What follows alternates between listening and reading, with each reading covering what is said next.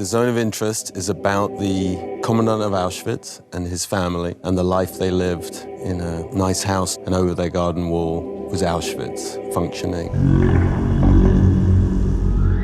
We kind of saw it as two films, a film that you see without any violence and a film that you hear that we introduced this violence. On the other side of the wall, there was murder happening all the time. We went to great lengths to be accurate about how sound worked in that space, and the sounds that we used were the result of an awful lot of research.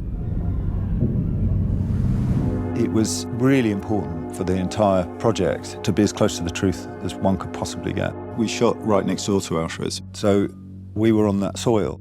We ended up very close to Auschwitz Museum. The cooperation with the museums, they helped us a lot. They opened their archives for us. All the locations, they are in the radius of 20, 25 kilometers, so everything happened there. I remember just walking around that house and being completely gobsmacked by the truth that I was being confronted with. And we're shooting in the little girl house. It was a real house. It was her piano. Alexandra is based on a real woman who I met when she was 90 years old. A very beautiful story happened when we were fitting Alexandra. Chris was in the original house where Alexandra was living. And on the attic, he was texting me, okay, I found dresses. So during the fittings, I showed this dress for Jonathan. And Jonathan said, yeah, let's go, let's go for it. When we saw her on the screen, I cannot imagine her in a different dress. Alexandra would also leave food for people who were starving and dying that she saw outside her bedroom window. She finds music in the tin, and it's a melody that was written by a real prisoner in 1943 called Joseph Wolf.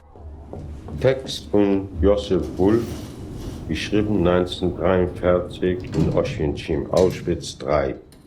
And it was written during his incarceration, and it knocked our socks off, all of us, when we heard it. It was hugely impactful, and there's loads of different layers to it. It was a very deep and dark journey to go on. These people are us and our neighbours, and how easily human beings can slide towards such atrocity. And she was the reason why we're sitting here, because there is something other than darkness in human nature. Even in these moments, there is goodness, and she presented that to me in a way that I felt blessed by, to be frank.